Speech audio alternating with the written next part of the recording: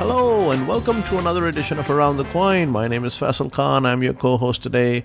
Joining me today is Mike Jones, who's the co-founder and CEO of Science Incorporated. Hey Mike, how are you? I'm doing great. Okay, for those of our listeners who don't know you, Mike Jones is the CEO of Science Inc. Mike, are you the founder or the co-founder? Co-founder. I have a team of three other partners that helped me found Science. Science Inc., right. So it's just Science, or is it Science Inc.? We call it Science. The domain is science-inc.com. So tell me a little bit about yourself. Before Science, how'd you get into it? How'd you get started? And how'd you end up over here? Where are you today? I started my career as an entrepreneur. I founded my first business in college and ran it after college, and eventually sold that to a partner. After that, I created a software company that was subsequently sold to AOL. I was in Los Angeles and kind of at this early moment when the LA tech scene was starting to grow, and I became a predominant angel here. So I worked with a lot of the early stage businesses, invested in companies like Maker Studios and DocStock and GumGum and Goodreads and a whole bunch of great businesses that started in Los Angeles. After selling my business to AOL, I took over a company from a private equity firm and sold that, and then I actually took over as the CEO of MySpace when MySpace was had been acquired by News Corp and was facing major challenges from Facebook. They brought me in along with a whole new management team to see if we could kind of right the ship with MySpace. And after my MySpace experience, I partnered up and founded Science. Very cool. So it's been quite a journey for you. It's quite strange that you're based in LA. So it would be fair to say that would it be fair to say you're the go-to person for all things VC financing in LA? I think there's certainly a handful of great firms down here and VCs. I think that people look at me as somebody that's operated both small and large companies and has a deep expertise as it relates to strategy, growth, and company operations and M&A. I'm also, an investor. So, I think there's lots of investors. I think that great investors have deep operational background. I pride myself on my operational background and love to work with founders who want to benefit from the network and the connections and the knowledge that myself and my team has kind of gained off building and scaling these companies. For sure. Do you tilt the scales for those who are based in LA? I think it's exciting for us to work with LA companies because we get a deeper connection to them and we can work with the management in a more hands-on basis. But we do have portfolio businesses in New York and one in Brazil, some in San Francisco. So we have the beginning of a global footprint, but right now the majority of the portfolio is focused in Los Angeles. And I know you have an office based in LA, but do you have offices around the world? Our primary office is in Santa Monica, and then we have a strategic investment and a growing office in India as well. And we do a lot of work in India and have an incredible team out there that not only works with us strategically on some of the businesses we build in India, but also they provide development services and talent for a bunch of our portfolio companies. Very cool indeed. Very cool. So what is Science all about? I mean, how did the idea of Science come about? Is it just a plain vanilla venture capital firm, or is there something more than that? No, it's a pretty different approach. So, when I looked at my history of angel investing and my partners as well, what we found was that we had done a lot of interesting investments, but a bunch of them that had failed because of a lack of expertise or a lack of guidance that frankly, angels were unable to provide and Series A investors often missed. So we believed that we could build companies that would be more successful if we were involved in them from the very beginning. And if we could almost co-found them with the founders here in our office, and we could be not only investors, but actually at the earliest stages use our talent and team at Science to kind of help them operate the businesses. And so we pulled together a team of people that we felt added a lot of value to the startups we were working with. We set up shop in Santa Monica, and then we began bringing in founders and CEOs. And some of those founders and CEOs just had a concept, and some of the founders and CEOs already had operating businesses.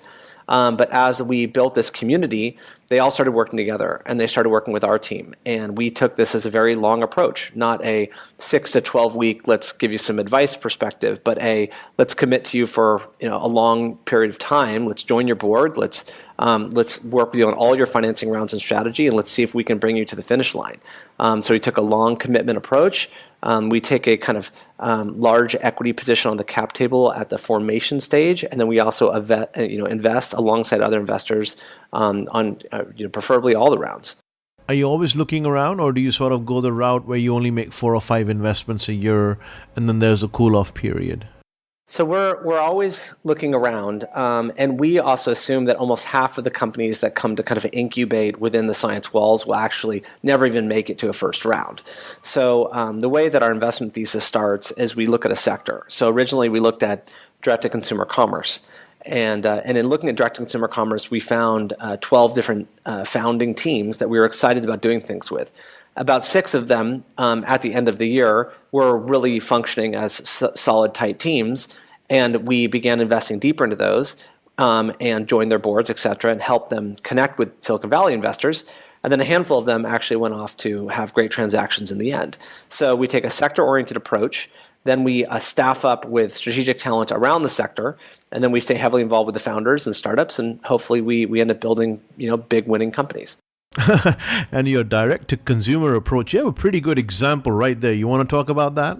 Oh, sure. So, yeah, I mean, one of the companies we're most well known for is Dollar Shave Club. So I think this is the epitome of a classical thing that went from nothing to something huge and got bought by Unilever nonetheless. Yeah. Agreed. Yeah, it was. I mean, but it started like any other startup. It started with a great founder, and that founder happened to be this fellow named Mike Dubin. We helped him, meet other team members. We assisted him on his capital raises and worked with him on a strategy. But fundamentally, he identified a market segment that he was excited about providing a better product and service to. He committed himself to it, and just like all great founding and eventual success stories, it wasn't easy. And there was numerous times through his journey that I think it was really challenging for him. And he worked extremely hard and was extremely passionate about that. And I would say that, if you were looking at Dollar Shave Club and you lined them up maybe only 6 months after their inception, and you lined them up against other companies we were looking at, it wasn't clear that Dollar Shave Club was going to be the clear winner. I think like many things, a lot of different movements played in his favor, as well as him being a great manager, to make him become the successful company he became. But at the early stages, it was unclear which one of our commerce, investments was going to be most successful. But in hindsight, one can look and be proud because I think everyone knows the Dollar Shave Club from the great ads that he had put out. They were just hilarious, amusing, to say the least. But then everyone started writing about it. So if the snowball effect started, I guess the critical mass had been achieved. I think every single publication at that time, online and offline, that I knew was writing about the Dollar Shave Club stories and how great, the ad was and how great the company was. $1 or something for the razor, I believe. Was it something like that? Yeah, they had a very inexpensive kind of initial package that they offered people, and a lot of the early investors ran from the company, frankly, because of the low disruptive pricing he was offering, and every round was frankly a challenge, and I think he would reinforce that. This is around the same time when the Gillette Mark Blades had come out, right? Their series, Mark Blades. I'm not sure what it was called exactly. Yeah, and Gillette continually innovated those razors, but what they didn't, I personally believe that the story of direct-to-consumer commerce is it wasn't about us winning the razor. It was kind of twofold. One is we wanted to make a brand that people felt more comfortable with, and that they would value differently than Gillette. And one of the easiest ways to think about this is when you think about a legacy player, whether it's Gillette or Unilever or Procter & Gamble, they know the names of their Walmart reps and they know the names of their Costco buyers, but they don't know the names of their customers. And so the first thing we believed was that direct-to-consumer commerce, no one was going to be Amazon on the shopping cart. But we thought that if you could build a brand where you could have an actual connection with your customer and kind of overserve them, then you might end up building a better relationship. So the first piece was like, let's understand how we connect with the consumer. The second piece was that in razors, what we found was that no matter how good your razor was, everybody was not changing their razor heads because they felt they were scarce. And so if you were to, for instance, start shipping people a regular load of razors, then what they would happen is they would change the razor more often. And so you didn't have to beat razor we didn't have to beat Gillette in my mind on quality. We had to beat Gillette on frequency of changing razors. And the way that you do that is you work in a subscription and you make sure people feel like there's tons of razors. And once they do that, they change their heads more often. And once they do that, they have a better shaving experience. Did you guys ever venture back into direct-to-consumer market after Dollar Shave's exit? So we have done a few investments in direct-to-consumer commerce after Dollar Shave Club. We've been very quiet about them. I would say that after Dollar Shave Club, our view of what it took for one of these businesses to become successful became so specific that we find very few things that we became interested in. Yeah. And what other industries are you now focused on? So we started in direct-to-consumer commerce and marketplaces, and that drove Dollar Shave Club and Dog Vacay.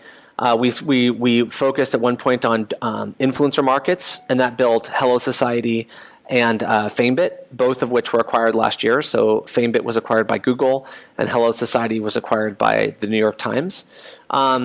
Then we jumped deep into the disruption of mobile media. So believing that as consumers change their entertainment habits to consuming content on a phone in a very different setting than a traditional television experience, there would be new types of media companies that would rise up.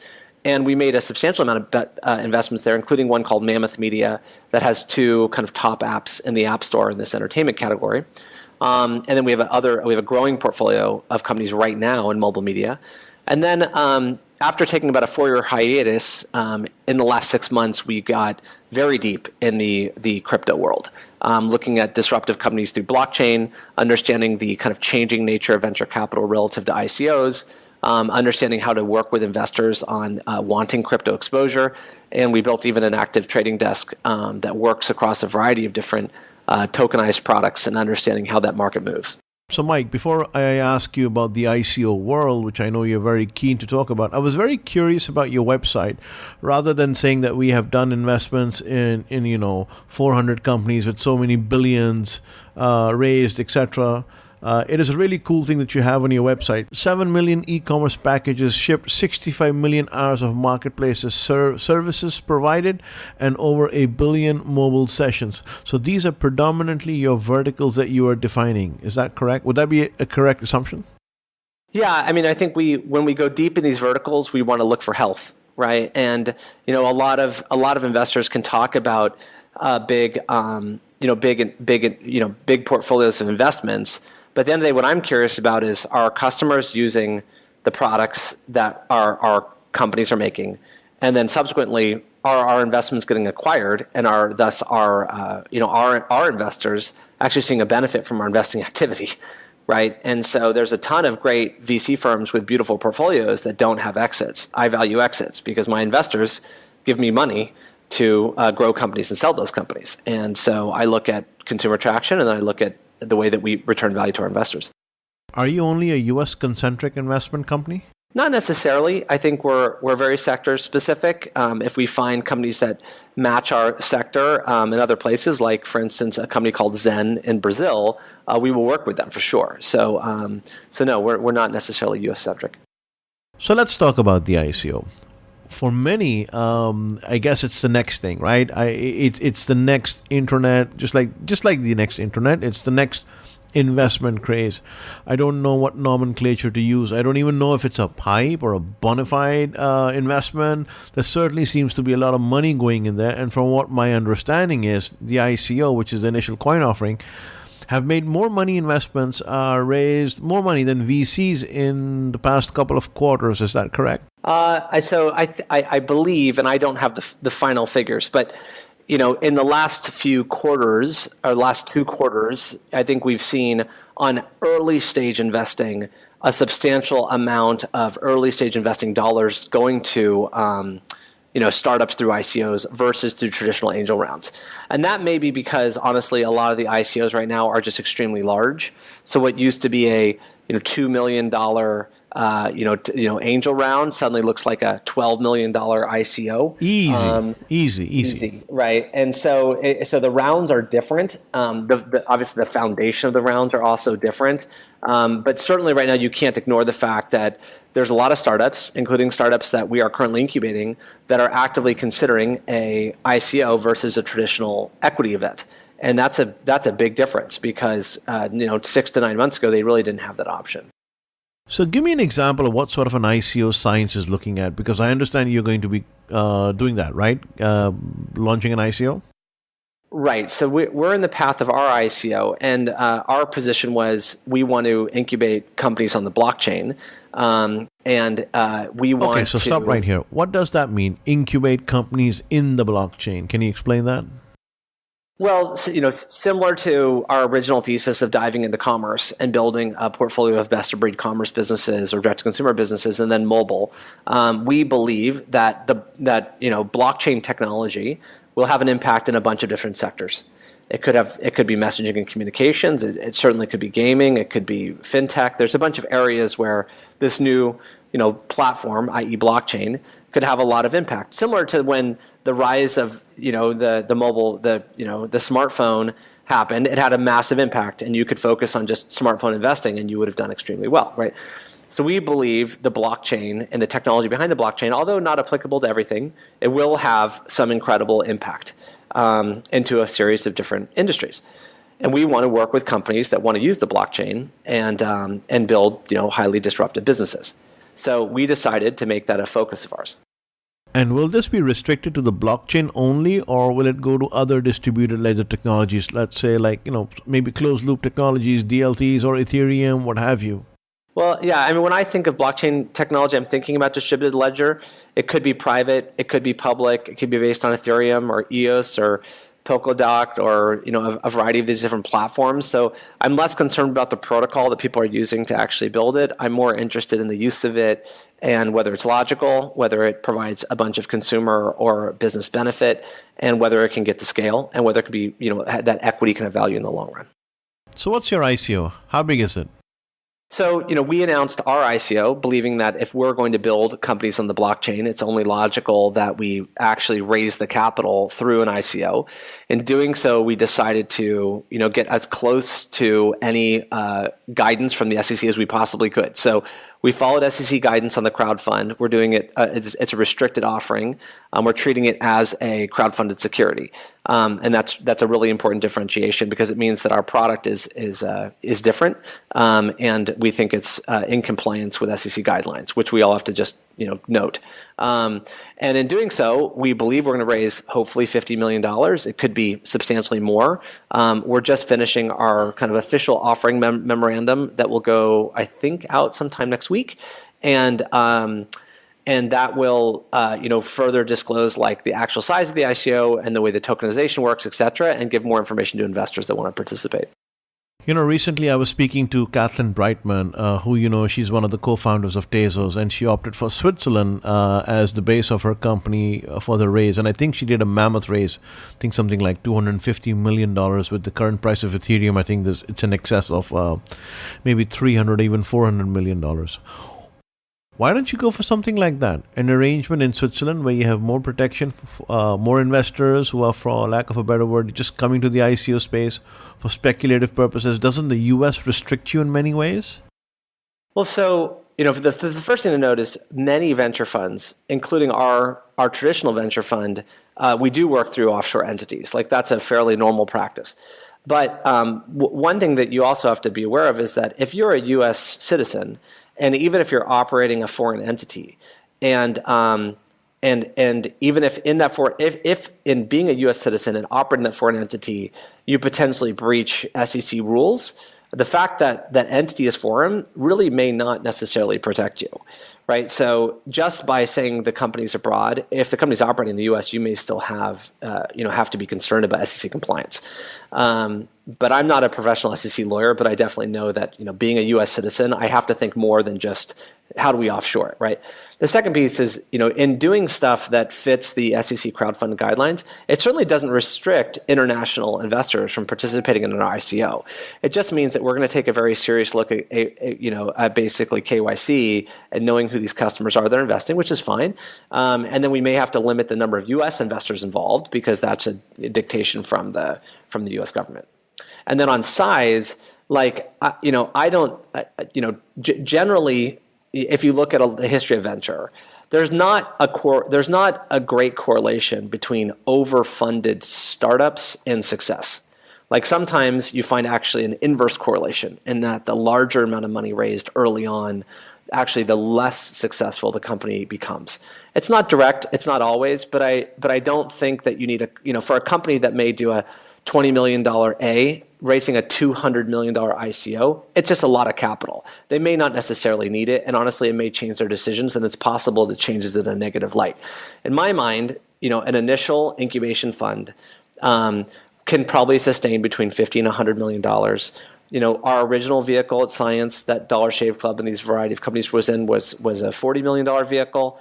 We have an active media entity now that's a $75 million vehicle.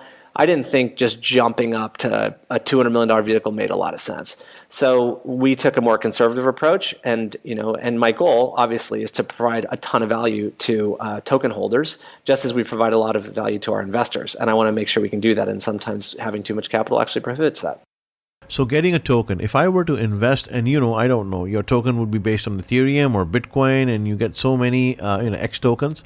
So by the way, what's it called? Do you have a name yet? It'll be called Science Blockchain, and I don't think they've released the acronym yet, but I think next week it comes out. Okay, so let's say we get the Science tokens, and for every, Ethereum, you get 200 Science tokens.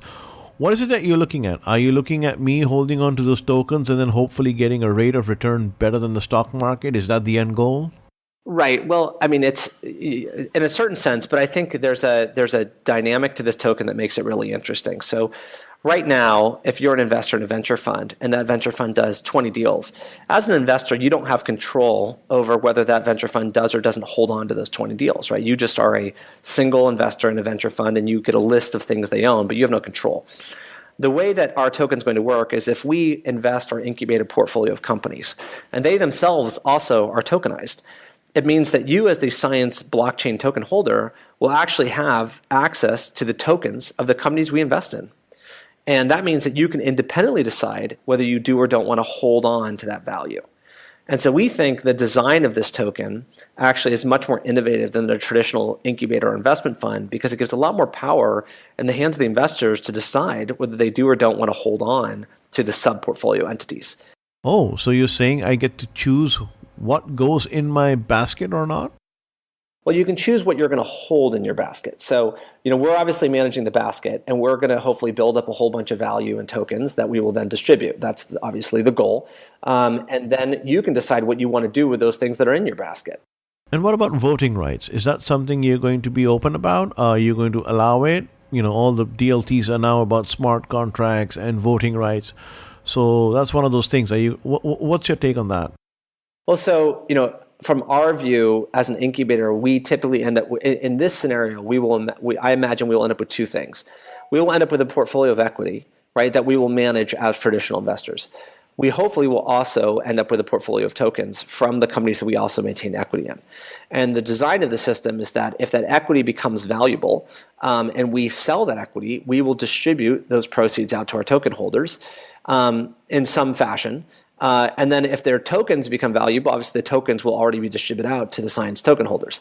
I believe right now, there's not a clear connection between, tokens and voting.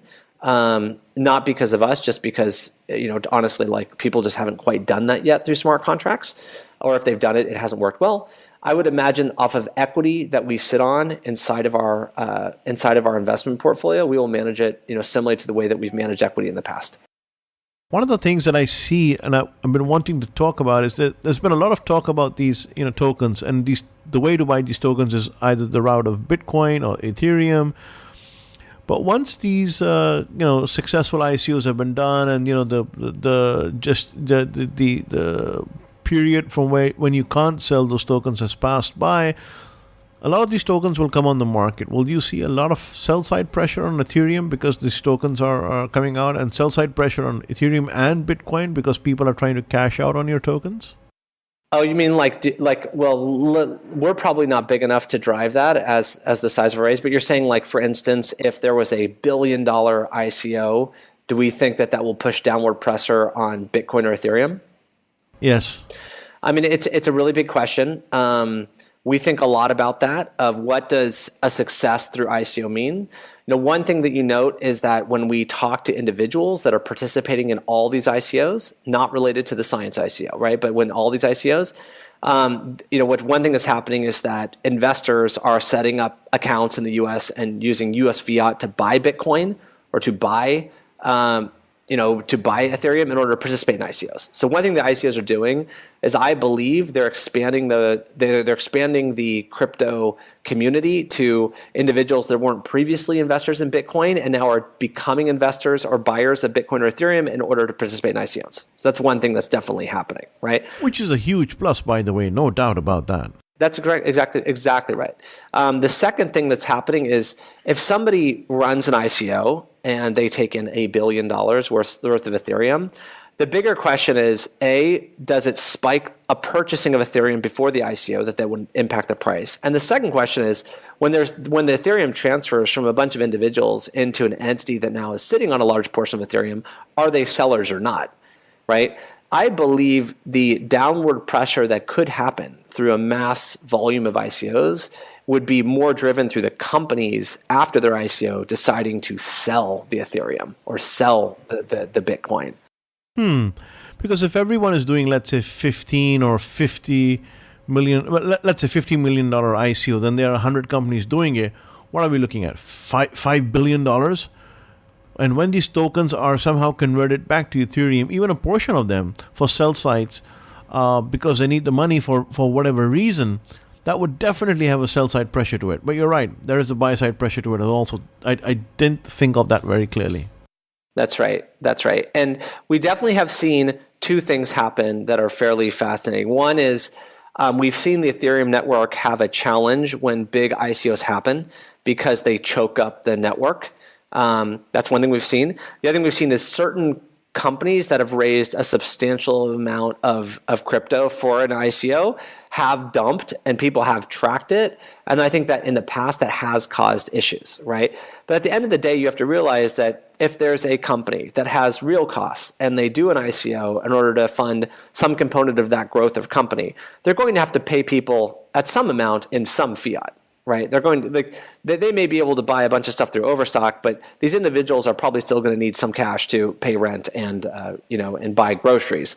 So there's going to be some transfer of value between crypto raised through ICOs and then a transfer into fiat. That's unavoidable. The question is how much.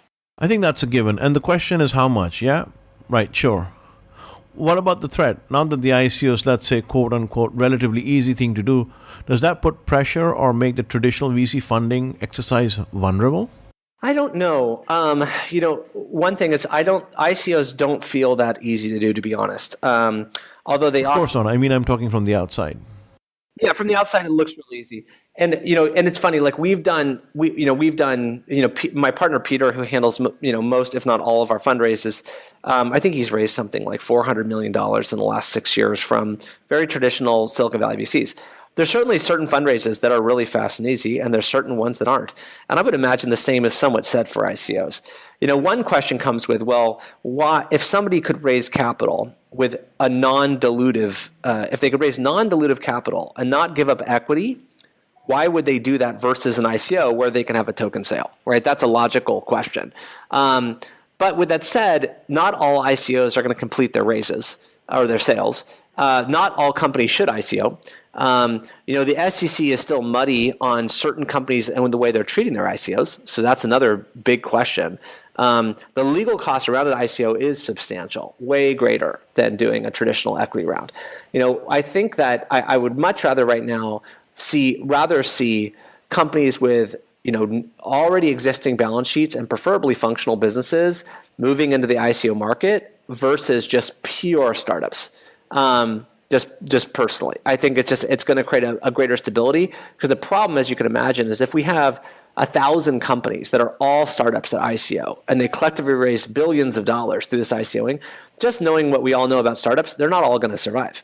Which means that, if we have a bunch of unstable companies that are ICO'd, my concern is that there will be a fallout from a portion of those that could have a negative impact on the crypto market. So I'm very interested in making sure that our companies that we get involved in from the science blockchain level have strength in management and governance and sustainability, because I want to strengthen the market of crypto and the wide adoption of such versus just pumping ICOs. Is this the first example of a traditional VC raising money like this, or are there others? Blockchain Capital did a similar vehicle, and we certainly took a lot of inspiration, and we worked with the same bank as they did on our ICO. So they've done it. Now, they weren't an incubator; they were a pure VC, and they're structured as such. So it's similar, but it's different. I would say that Blockchain Capital was one of the first groups that really went forth and said, we're going to treat it as a crowdfunded security.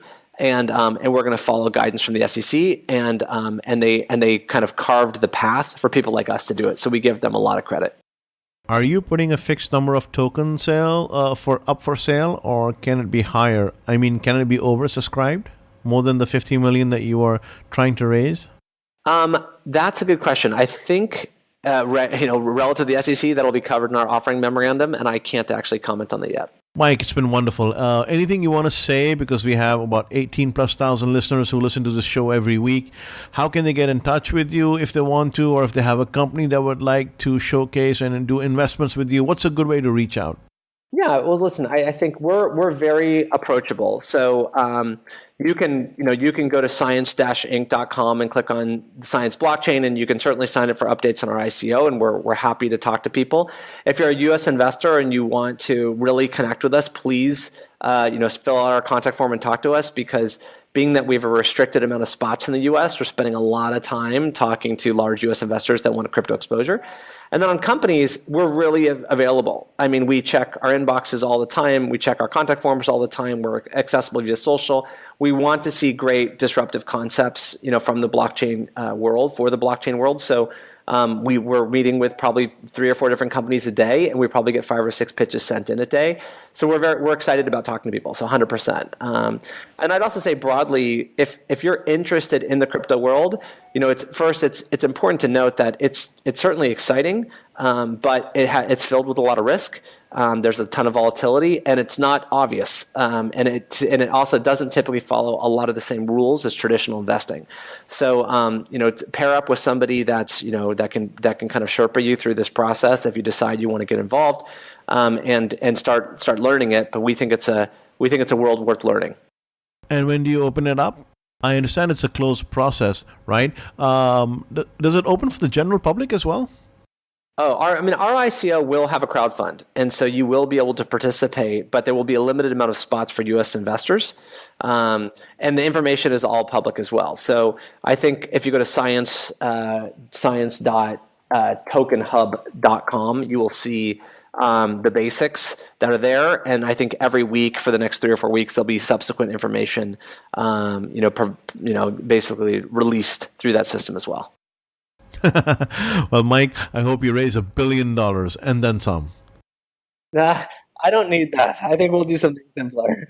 Good to have you, sir. Very, very happy to learn about your progress, and wish you all the best on your ICO. We'll have this up and running soon. Speak soon. Thank you. Thanks so much.